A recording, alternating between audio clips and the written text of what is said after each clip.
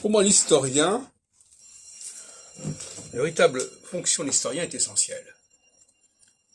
Il fait le ménage, l'historien. L'historien, il est le gardien de la chronologie. Ce qui veut dire qu'il doit rétablir toutes les connexions étymologiques, chronologiques, diachroniques, constamment. Et quand elles se sont dissoutes, il faut les restituer.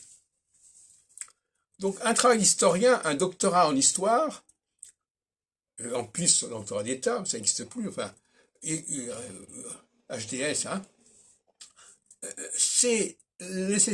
doit nécessairement aboutir à rétablir, à corriger une chronologie qui est défectueuse ou qui est fausse. C'est ça qu'être historien. Quelqu'un qui n'a pas, en tant qu'historien, un bilan à ce niveau-là de correction des erreurs, de correction des manques, soit des choses qui ont disparu, soit des choses qui ont été rajoutées et qui se substituent à ce qui était avant. C'est aussi une aberration. Donc l'historien, il est responsable de la toxicité ambiante. Si on considère que toutes les erreurs sont un élément de toxicité d'une certaine manière, eh bien c'est le rôle de l'historien. Donc il faut revaloriser le rôle d'historien en mettant l'accent notamment sur la nécessité de la logique, de la recherche de cohérence, la recherche de structure.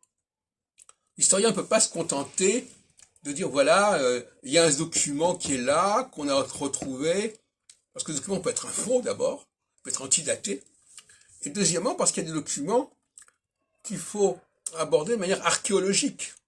C'est-à-dire qu'il faut, qu'est-ce qu'on peut tirer d'un document? Il y a des gens qui ne savent pas exploiter un document correctement, qui ne se rendent pas compte, par exemple, qu'il y a des éléments de récurrence, des choses qui ont disparu, mais qui se sont malgré tout maintenues ponctuellement dans un document ou dans une langue, parce que moi je travaille à la fois sur les textes et sur les langues, et d'ailleurs la linguistique est une école de recherche absolument essentielle, puisque la linguistique, c'est une science humaine pilote, puisqu'elle permet de reconstituer des états de langue, des états antérieurs.